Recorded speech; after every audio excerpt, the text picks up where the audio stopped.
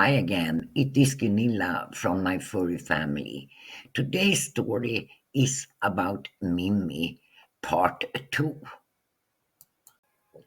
I found a kitten on my porch and I put up flyers on the residence that the owner of the kitten could come and pick it up at my house. I decided to keep the kitten when nobody had been in touch for 3 days. I gave her the name Mimi. I covered the porch railing with plastic sheeting, which prevented her from getting out. Mahon was able to easily jump over the obstacle. I myself used a cardboard sheet as a temporary door when I wanted to get in and out. At first, Mahon thought it was fun to have a little kitten to take care of, and he took his task very seriously. He nursed her, licked her clean, and held her down when she had enough and tried to squirm out of his grasp. Mimi was drawn to him and followed him everywhere. He had to look after her when she was on the porch, and I was busy with other things. Sometimes I asked him to stay at home and look after her. However, Mahon had not expected to have his freedom curtailed. He knew exactly what I was asking for. I pretended to forget it.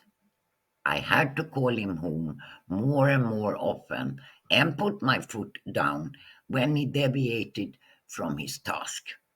Mahon, you must stay at home and take care of the kitten. I could see that he was upset, but he dutifully catched her and gave her a quick cleaning before he disappeared again, the fastest he could. The first night, Mimi tried to get up to my bed. Her barely audible sounds sounded heartbreaking when she failed. Of course, I helped her up, and she eagerly crawled into the crook of my arm. Mahon didn't look happy. This kind of negative element he had not expected. There he was, lying close to me, pleasurably treading and sucking on my thumb, and this kitten comes and wants to share the place. I gave Mimi whipped cream with water to eat, but when I gave her my Sena gruel, she did not want to have whipped cream anymore. Mahon sat next to her, overseeing the meal. Sometimes he stuck his tongue into her bowl for a taste test of the gruel. He found it very tasty, so he gently pushed Mimi away and drank it all by himself. I understood what he wanted to tell me. From now on, he got his own bowl of gruel at the meals. He and the kitten ate together, and he even let her taste a piece of his tuna fish. One day, I locked up Mahon and Mimi in the house because I needed to go to town and buy some food.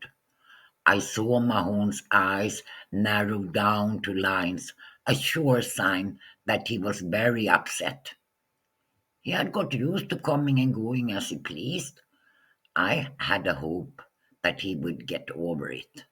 I had no idea that Mahone had actually grown tired of everything and was plotting a cruel plan. I was worried and hurried home. When only Mahone met me in the doorway, I understood that something was wrong. With flashing eyes, I fixed my gaze on the babysitter. Where is Mimi? I asked him with an angry voice. He ran to the porch, jumped onto the sofa, and lay down straight back. I followed him with a grim face. He turned his head against me and smiled seductively in an attempt to make me realize that the kitten was unnecessary. The two of us are better off without her. Mahon, where is Mimi? I repeated the question, but now in Swedish, the language I used when I was very serious. Otherwise, I spoke sometimes English and sometimes Swedish with the cats. I think it's good for a cat to be multilingual. Except Swedish and English, Mahon understood Creole too. Mahon had got into the habit of sitting with the gardener and the other two men that also worked at the residence when they had their lunch meal. They spoke Creole to him, and he listened with a big interest while he munched on the treats they offered him. Mahon yawned big, closed his eyes, and turned his head away. Don't disturb me. Can't you see that I am sleeping? Mahon, I said with a grim voice, I know that you are not sleeping. Come on and show me where Mimi is. Mahon was cross. His eyes were narrowed down to lines, but he climbed down from the sofa as someone who is very sick and went with ant steps towards the door. He continued at the same pace down the three steps that separated the porch from the narrow walkway. The path led to the stairs, the way up to my neighbor, the Italian guy. After each step he took, he sniffed the surroundings carefully, like a tracker dog, putting all of his energy into his mission. Mahon, you can't fool me, I continued in Swedish, so he would realize the seriousness of the situation. You know exactly where Mimi is. With a deep sigh, he stopped outside the Italian guy's door. I could hear sad sounds from the depths of the nearest bush. She willingly jumped to my outstretched hand.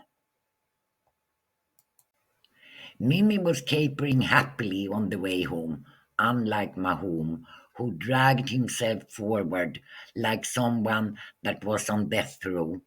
He surely realized that maybe terrible things will happen now.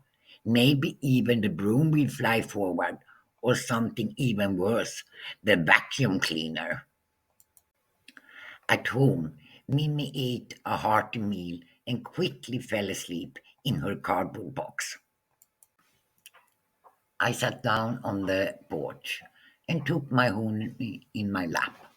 I patted him tenderly and spoke Swedish to him in a low, gentle voice. I understand how you thought, Mahon. I saw that you pushed the cardboard door away so that Mimi could get out and then lured her with you to the Italian guy's house. Mahon closed his eyes as if he could not bear to hear any more.